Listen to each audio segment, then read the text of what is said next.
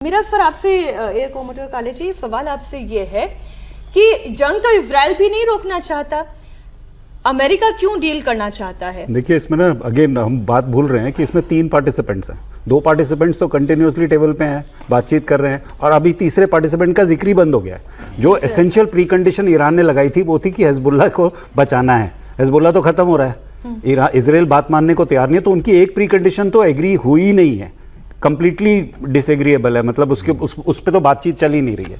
तो देखिए आईआरजीसी की जो पोजीशन है वो हिजबुल्लाह और इन सब के एग्जिस्टेंस से लिंक्ड है। उनको ईरान से क्या होता है मुझे नहीं लगता ज़्यादा उनको कोई लेना देना है।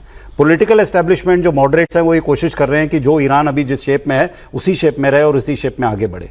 तो देयर इज अ डेफिनेट दोनों के बीच में डिस्कॉर्ड है। अब इस डिस्कॉर्ड में इजराइल क्या कर रहा है, इजराइल की क्या पोजीशन है, अमेरिका और ईरान के बीच में ये जो अभी जो 10 पॉइंट्स जो यूएस ने दिए हैं इसमें इजराइल का कोई मेंशन ही नहीं है। और अगर मिसाइल्स आपने लॉन्ग रेंज मिसाइल्स को आपने कैप नहीं किया तो इजराइल की तो कोई कंडीशन ही मीट नहीं हुई। देन यूरेनियम जो अगर देखिए जब ये डिस्कशन शुरू हुआ था और ईरान पे ये आरोप लगे थे कि ईरान जो है वेपन बना रहा है एनरिच यूरेनियम से, वो किस लिए लगे थे? क्योंकि 5% एनरिचमेंट की आपको जरूरत है पीस टॉक के लिए, पीसफुल काम करने के लिए, लेकिन आप सीधा 20%, 60%, 70% पे क्यों चले गए फिर?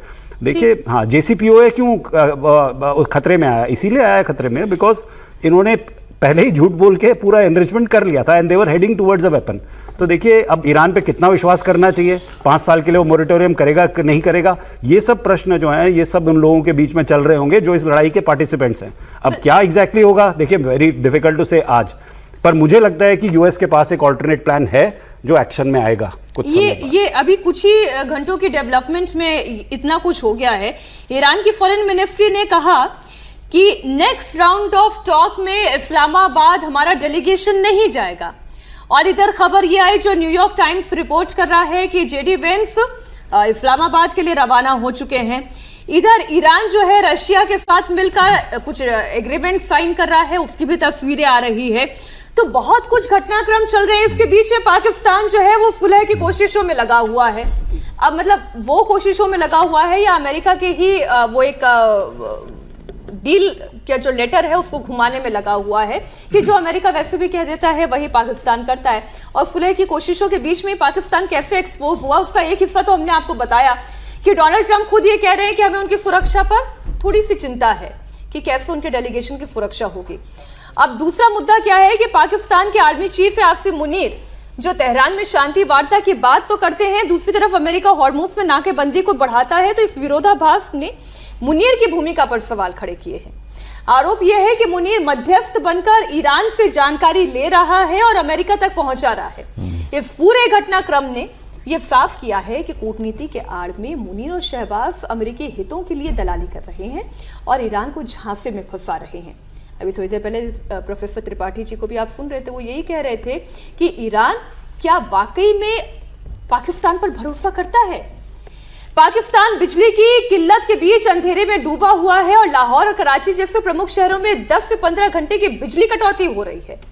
मुनीर और शहबाज बिचौलिया बनकर अपने मुल्क के लिए कहीं कोई खतरा तो नहीं पैदा कर रहे हैं? रविंद्र सचदेव जी, मेरा सवाल तो यह है कि क्या ईरान को पाकिस्तान पर पूरा भरोसा है और जो देश अपने ही देश के नागरिकों को सही से बिजली नहीं दे सकता, खाने को रोटी नहीं दे सकता, वो सुरक्षा नहीं दे सकता, वो ये डबल डिप्लोमेसी वाली जो हमारी लोकल भाषा में कहते हैं डबल ढोल की है, दोनों तरफ से बच रहे हैं? देखिए पाकिस्तान की ट्रेजेडी ये रही कि इनकी लीडरशिप जो है ना वो बाहर के गेम्स में ज़्यादा बिजी रही है और उन गेम्स द्वारा अपनी ज्योग्राफी द्वारा पैसा ऐंठने में कहें या पैसा लेने में कहें उसमें ज़्यादा बिजी रहे हैं निस्बत की अपने देश के अंदर infrastructure, economy, policies pay attention पे करके। ये पाकिस्तान का ट्रैजेक्टरी रही है ना। जहां तक बात रही कि ईरान विश्वास करता है कि नहीं करता मुनीर पे, डिपेंड करता है, नहीं करता शायद ज़्यादा, कोई किसी पे ज़्यादा विश्वास नहीं करता। पर एक बात है, पाकिस्तान और ईरान की वर्किंग रिलेशनशिप डिप्लोमेटिक लेवल पे बहुत पुरानी है।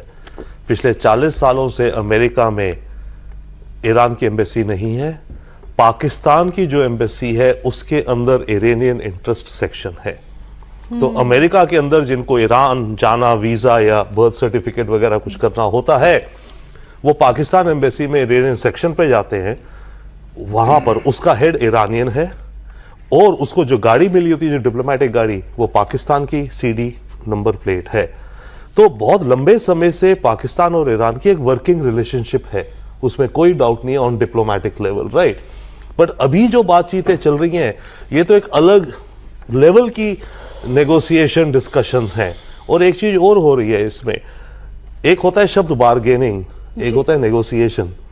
अमेरिका इस समय ज्यादा बार्गेनिंग कर रहा है, अमेरिका नेगोशिएशन नहीं देख रहा है।